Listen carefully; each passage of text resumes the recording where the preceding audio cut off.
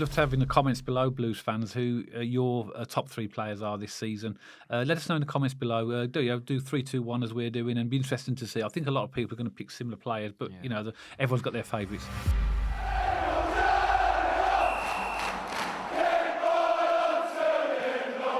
So welcome back to BCFC Royal Blue. Birmingham City currently have 6 games left in the EFL League One season. We know that we're champions. We know they're going to be in the EFL Championship next season. And in this podcast, myself and Matt are going to take the opportunity to answer a few more of the fans' questions. We put a community post out a couple of weeks ago, actually, and got a fantastic response from Blues fans. And the questions that we're going to answer today are from that post. So we've got about 5 or 6 questions. I think you'll find these interesting because a lot of them, are very relevant to where we are at this current point in time. So I'll fire the questions over to Matt, if that's you, and then see what your responses are. And then we'll have a bit of to and fro. Okay. Yeah. The first question is actually 2 questions because 2 people asked virtually the same question. So it's from Elliot G said, what are your top 3 players of the season for Blues so far, in order? So do 3, 2, 1. And the question that relates to that is from Justin Alves. Who's been your player of the season? So take it as your number 1 is going to be your player of the season. All right. Well, I'm going to ignore the Virtue final. Yes. because none of the players were really painted in glory. Yeah. But if we just ignore that one for a minute, Dad, my number 3 is Ethan Laird. Okay. I think he's had a cracking season, and especially since Christmas, I think he's been fantastic. He's really upped his game. Dangerous every time he goes forward. I mean, we all know Ethan Laird's final delivery could be sharper and better. We all know that. But I think from what we saw last season to now, the improvements, he's come on leaps and bounds. He's a very, very good right back. I like what he gives us in the attacking press. All stops balls to him. Yeah. Magic. So for my 3rd place will be Ethan Laird. My 2nd place is Alex Cochrane. Okay. Again, 2 fullbacks. I love Cochrane. I think I have a soft spot for left backs naturally because that's where I used to play when I was a kid. And I think Cochrane's been outstanding, really consistent. And if you think about Cochrane, Dad, he deserves a medal just for the volume of games he's played because we rotate pretty much everywhere else on the pitch. Cochrane doesn't get to rotate because we haven't really... Well, we got young Lee, but no one's seen him, have they? He was at Peterborough when we got promoted. Okay, so he does exist. I believe he's probably at Wembley as well. Okay. So there is a rumour that he's there somewhere. The point stands there that he's not rotating. Mung Jae-lee, apologies. And then my number 1... I've picked all 3 defenders here. Is Christoph Clara. I just think he's been absolutely outstanding. A brick wall, good captain, led by example, big challenges, throwing people over the hoardings, an absolute animal of a centre half. Clara takes my number 1. Yeah, okay. Yeah, good choices. Really good choices. I'm going to do mine now, but you'd love to have in the comments below, Blues fans, who your top 3 players are this season. Let us know in the comments below. Do 3, 2, 1 as we're doing, and be interesting to see. I think a lot of people are going to pick similar players, but everyone's got their favourites. By the way, Dad, at certain points of the season, you could pick all 11. We had a really good team this year. I think now we're coming towards the end of the season. I think it's right to look back and reflect, and you can actually pick who your 3 are. So obviously you've got some good ones there, all defenders as well, which is interesting. I've gone number 3, and I hope we sign this player. I've gone for Ben Davies. I think that he made such a difference when he came in because before he came in, we were leaking goals, and this was early in the season when Chris Davies was experimenting with various systems and various players, and he came along, he changed the system and brought him in. And the amount of clean sheets we've got with him and Allsop as well, and the whole of the defence, not just them 2, but I think for a player that's made a big difference since he came, he's Ben Davies, and we know he's on loan. I hope we sign him. You don't know what's going to happen in the summer, but to me, he's been my number 3. I'm not going to lie, he completely slipped my mind. Yeah, he's been fantastic, hasn't he? He's been brilliant. And so's also because you can look at what players have made an impact in the team, and clearly, as soon as he came into the team, everything tightened up at the back, didn't it? Obviously, because it's not just him, we know that it's the whole back line, including the goalkeeper. But to me, he's made a massive difference. Number 2 for me, again, like you talked about Ethan Laird as an improved player. For me, it's Keshi Anderson. He has been so good this season in terms of he looks like a different player. Yeah, he does. His goals, his assists, he just looks comfortable and fast on the ball, and he's aggressive as well. He doesn't get knocked off the ball easily. Yeah. For me, he deserves to be in the top 3, and I'll put him as my 2nd favourite player this season. And I've got, like you, number 1. He can't go for Clara. Clara is immense. I mean, what a player. I mean, how on earth did we get him in League One? I don't know. What I like about him as well, have you heard him talk on post-match interviews? He's so calm and reassured, and he doesn't really react to anything. I think that's a fantastic quality for a captain. I hope he's with us for many, many years. And he'll be our captain. He will for many years. The only thing is he's that good. He could attract interest from. Oh, of course he will. From Premier League and top of course clubs because he could play there. He could play in the Premier League. He could. Yeah. And I hope that's with us. But so for me, I've got number 3 Ben Davies, number 2 Keshi Anderson, number 1 Christoph Clara. But I said other considerations that came into my thinking were Alex Cochrane, Allsop, he's there as well. Ethan Laird, Iwata, and a bit of an unsung hero is Alfie May. Yeah. Because of his goals and the fact that he has come off the bench a lot. He's not been in the first team regular for a lot of games, and I think he deserves credit as well. But my 3 are Ben Davies, Keshi Anderson, and Christoph Clark. I'm staggered you haven't picked Cochrane down because you've been singing his praises all season, Alex Cochrane. I know you're a big fan of Cochrane. So when we went through this 3-2-1, I was almost certain Cochrane would have been in there. He was in my consideration, but then I just thought about the whole season, reflected on it, and I think those. I don't think many will argue with Clara. There will be a few that will have different opinions. It'd be great to hear what people's thoughts are. But he's going to win Player of the Season. Honestly, Dad, you could, if you think about Paik, Iwata, even Stansfield, Alfie May, a lot of them could be in the running. It's personal preference, isn't it? It really is. So that's a great question as well. So next question is from Matty Flembo is the handle. I like this as well. So what's been your favourite game this season and your least favourite this season? Okay, so what's your favourite game and your least favourite game? Okay. So do your favourite first, I'll do mine, then do your least favourite and I'll do my least favourite. In my mind, I was just teeing up my worst game of the season. Best game of the season for me, for various reasons, Dad. Me and you had a great day, good beers, the sun was shining. It was the start of the season. And at the time, we didn't appreciate how much of a massive 3 points it was. It was away to Wickham. Yeah, I thought you might say that. What an away day that was. That away game was absolutely bouncing. And, we just won the league at Peterborough. I think because that's so fresh, I'm almost still processing it. If that makes sense. My adrenaline's still kicking in from that Peterborough game. I mean, don't get me wrong, that was a highlight as well. But for me, when I think about League One, Dad, as an entire season, that Wickham game's going to stay with me. Yeah, I thought you might say that. I have actually gone for the Peterborough away game. I'm not surprised. The celebrations we had, it's only literally week or so ago, isn't it? And we beat Peterborough. And we got promoted, and to me that'll stick in my mind for a long, long time. But I also think back, to other games like Wrexham at home, even in the cup. It doesn't say league game. He said, "Which is your favourite game this season?" Newcastle, Lincoln away. Lincoln away. I love Lincoln away. That's probably my favourite away day. That is, if I'm honest. Minus Peterborough. Yeah, well, yeah. I mean, for various reasons, Peterborough was because of the promotion, right? But Lincoln was because of the whole experience. Walking around the stadium, the beer was fantastic as well. And we won the game as well, which was like a lot of games. But so for me, my favourite game, I'm gonna, out of all of them just said, I'm gonna go for the Peterborough away game. You have gone for Wickham away. Wickham away. Now, what about your least favourite game? So this was easy for me. So we just lost in the Virtue Trophy final. We've lost away at Shrewsbury this season. We lost away at Bolton this season. But for me, when you include everything, the travel there, being late to the game, I think you know what's coming, don't you, Dad? I do. Charlton away at the Valley for me was just. I mean, and as well, it didn't help things that Bielek, remember before the game, said that we're way too good to be in League One. So Charlton were fired up for that game. We lost 1-0. They were burning the clock down after really, really badly after about 75 minutes. The Bielek is right. This league is not very good. But that's what we were singing, wasn't it? Peterborough, it wasn't actually that exactly. You'll probably get this. Just think of a word that rhymes with right and begins with S, and you won't be far off. But for me, Dad, the Valley crowns it. Yeah, I've gone for that as well. I'll go for that. Shrewsbury nearly won it because I was thinking of the burger. It was rank. Oh my word! If you ever go to Shrewsbury, there's a little stall. I'm probably taking them out of business here, but their burgers are awful. But it was Charlton.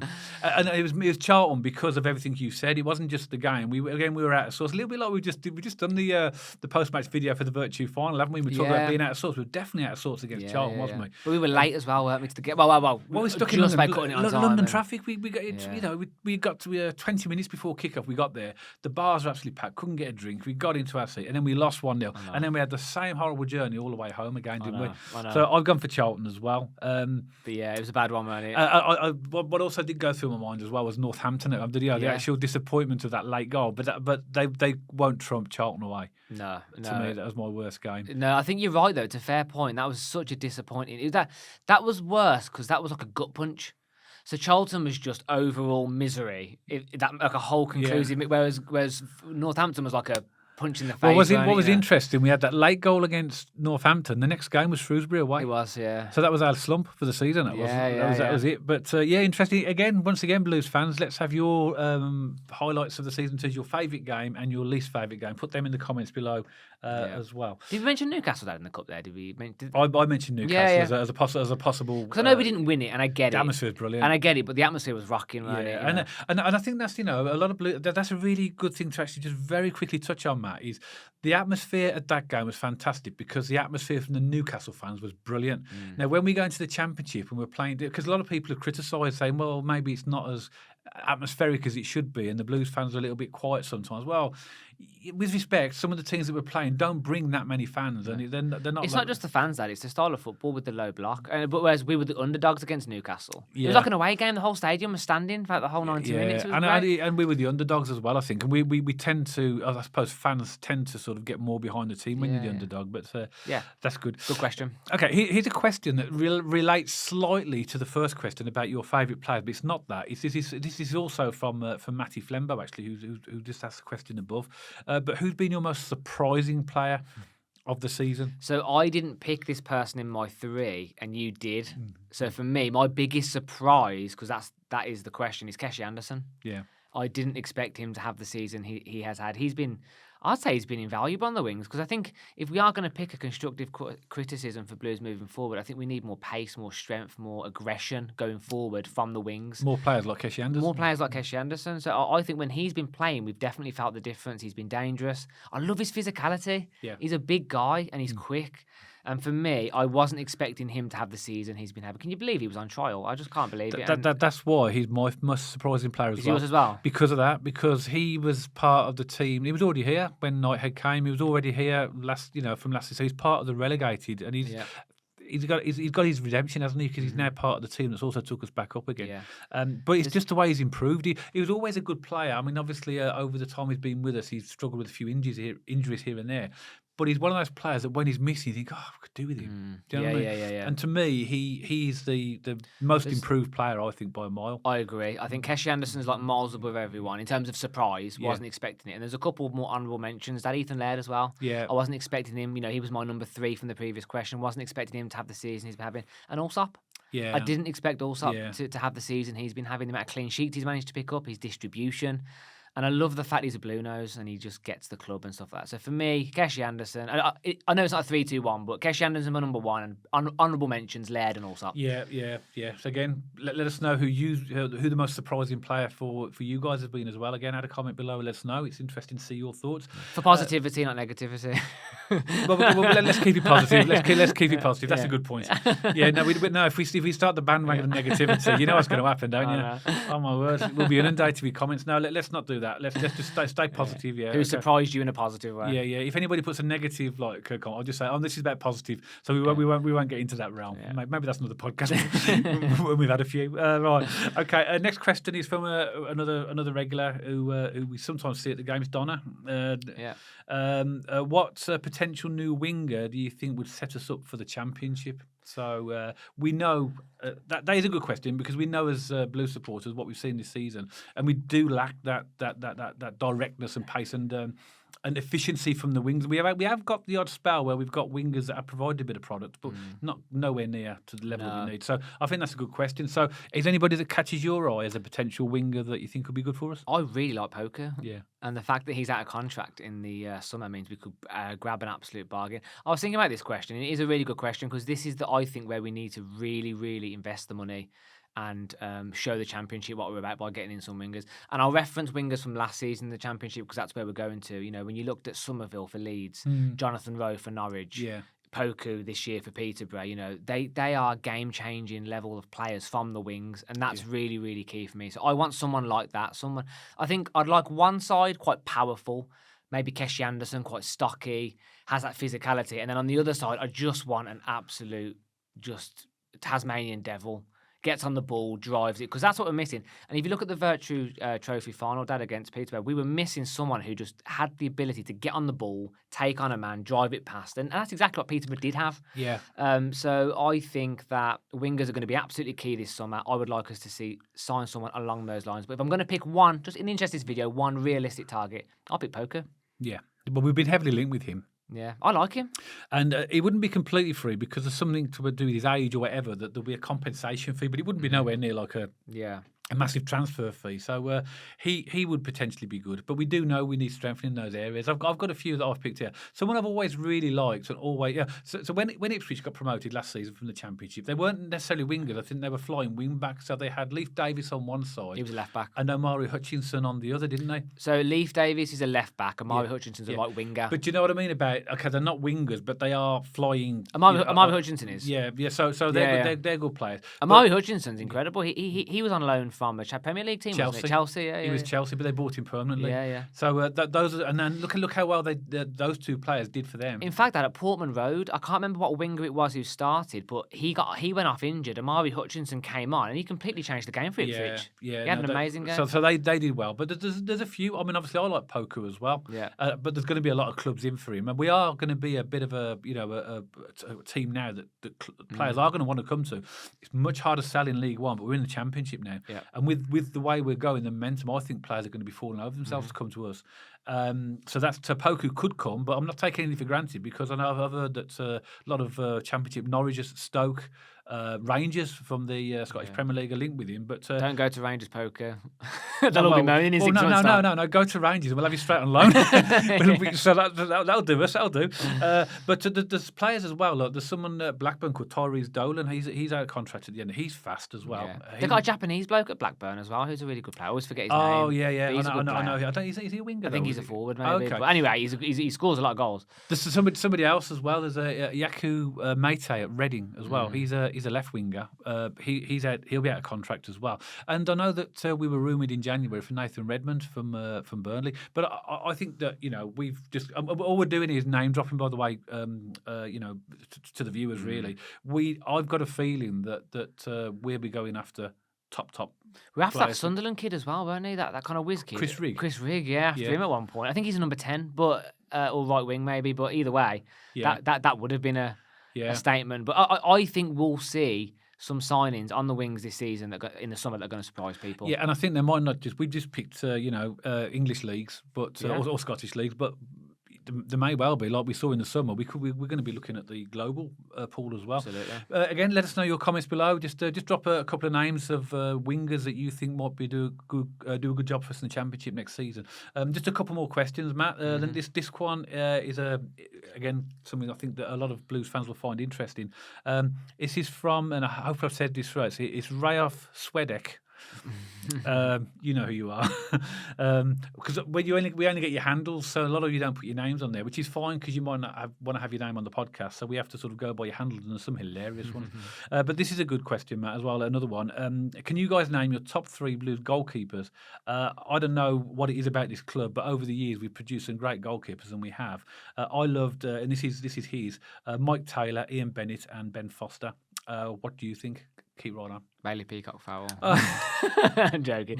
I guess this might be a little bit of a cheat because I didn't actually see him, but I know you did, Dad, and I still can't believe he played for Birmingham City. But I think David Seaman deserves a shout. What a keeper he was. He went on to have that fantastic... I'm not going to ruin it. He's my number 1. Is it? Okay. Right, he went on to have a fantastic career at Arsenal. Sometimes... Because I remember when I went down as a kid, I must have been about 10 or 11, and we were playing Arsenal. Yeah. And the Blues fans were going, Seaman is a blue nose. And he kept doing that, didn't he? Like in a bantery way. Yeah. So he clearly liked playing for Blues. He clearly had a bit of a soft spot in his heart, which was cool. So I've gone for David Seaman. I've gone for Mike Taylor because he's my era. He was... And he might be watching this. He might be watching this. He's on the coaching staff, isn't he now? He's not in my top 3. Sorry, Mike. But the reason being is because Mike Taylor was in those years of me growing up in the Premier League. Yeah. I remember those games. It's like a sentimental top. Yeah, I remember him against the Villa games, and good keeper. And the fact he's now with the club as a coach as well, shows he has that sort of commitment and sort of gets the Blues as well, which is really cool. And number 1, which has been referenced there, is Ben Foster. Yeah, because of the cup win. Because of the cup win, really likeable guy. He's got the podcast. He seems to talk really fondly about Blues as well. Good keeper. And I'm sure I've missed some classics off the mark there, but I think I sort of brought it back with David Seaman. But I'll give you a few names because obviously I'll go through my 3. But over the years we've had some really good goalkeepers. Joe Hart was on loan. Then he started doing shampoo adverts. Yeah. So Joe Hart, Tony Coton was a great goalkeeper as well. He used to play for the Blues as well. Again, I'll come on to my best three as well. But there's one goalkeeper I can remember that wasn't the greatest, and we've had a few of them as well. And again, maybe some of the older Blues fans might remember him. He played for us. Probably about, I don't know, 20 odd years ago now, a goalkeeper called Bart Grimek. Right, okay. And I remember watching Blues with my father-in-law, who's sadly not with us any longer, a number of years ago, and it was playing Wolves at home. We're 4-0 down at half time, and two of the goals are literally ones that just go and just collect them and just went through. And the game actually finished 4-0 as well. Right. I didn't watch the second half, by the way. I couldn't because it was like terrible. But he was a terrible guy. If you're watching this, Bart, I do apologise, but I'm just being honest. But my best three goalkeepers, as you know, I'm a little bit older than you. We know that Gil Merrick as well was a goalkeeper, and obviously I can't comment on him. I never actually seen him. I know I'm old, but I'm not actually that old, contrary to popular opinion. But my number three is Dave Latchford. Yeah, he played in the Trevor Francis era. And he was a good goalkeeper. He was very, very good goalkeeper. But it was a fantastic team in those days. His brother played up front, Bob Latchford. He's one of our best. he's one of your favourite players as well. Isn't Bob Latchford was great, yeah. And Kenny Burns, Bob Atten. There's a lot of really good players of that era. You could go on forever, really. Number two, I've gone for Ben Foster as well, because you've got to. Remember the glory of the cup win that we had was a big surprise. My number one is David Seaman as well. Yeah. He was a good goalkeeper even as a young guy. We had him in the 1986-87 season, so that's nearly 39 years ago. And of course, as we know, we actually sold him to QPR. Didn't go straight to Arsenal. Right.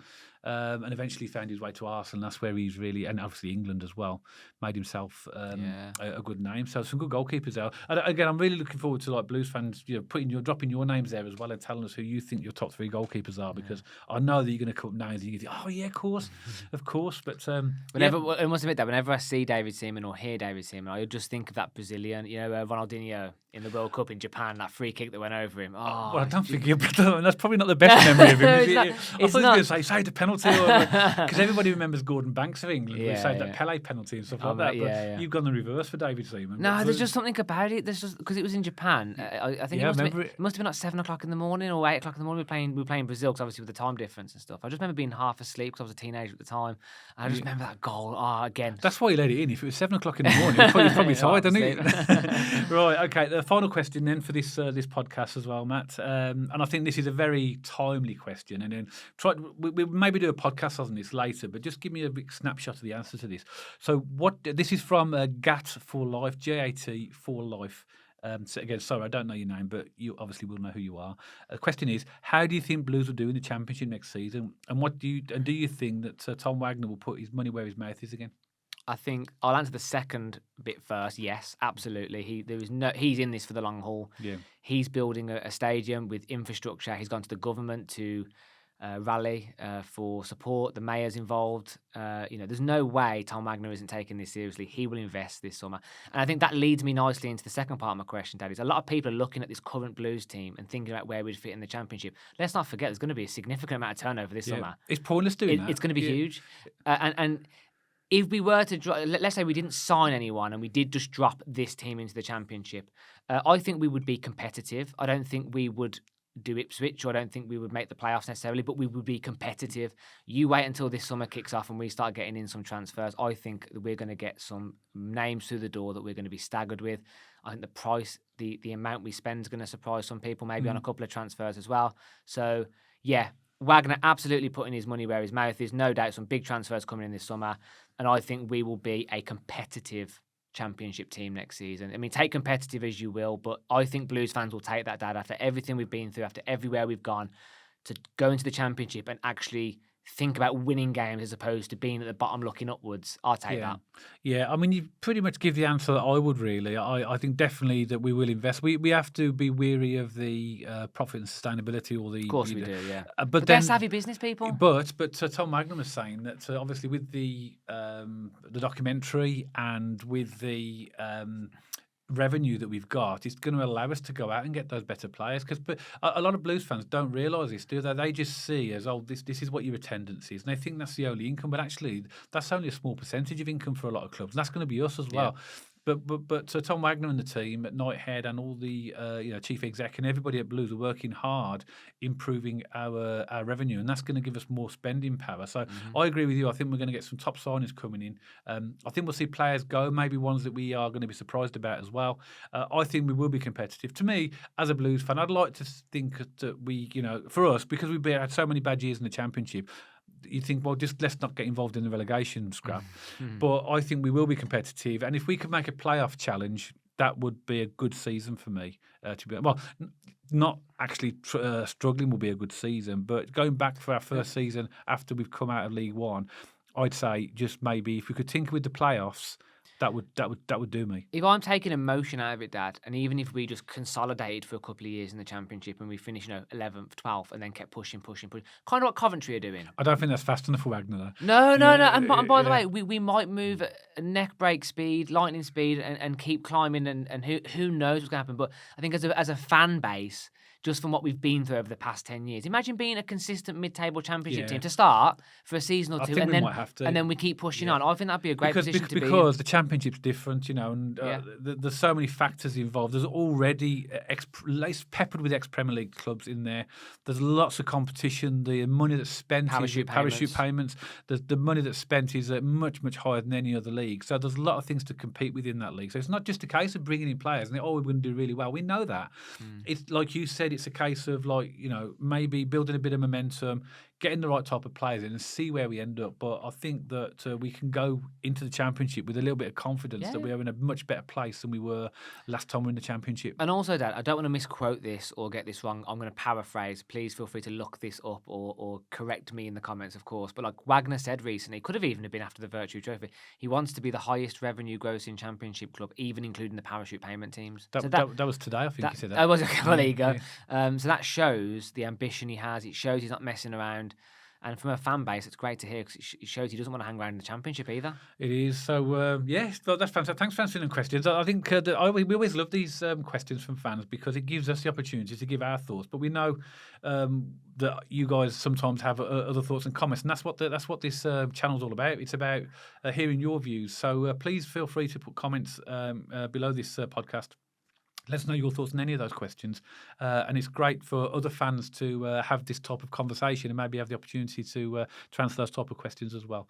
As always, we hope that you've enjoyed the podcast. And if you did, don't forget to give us a thumbs up. If you haven't checked us out on our social media channels already, pop along to our X page and our Instagram page. And if you like to watch or listen to your podcast on Spotify, you'll find us on there as well. And you'll see the handles appearing on the screen for all of these channels right now. If you haven't subscribed already and you'd like to, and there's no obligation to subscribe if you don't want to, but if you do, hit the red subscribe button. And if you want notifications every time we put a new podcast out, there's a little bell icon next to that subscribe button. If you hit that, you'll get notified every time we publish a podcast. So that's it for this one. Hope you've enjoyed it. Myself and Matt will see you on the next one, all about Birmingham City.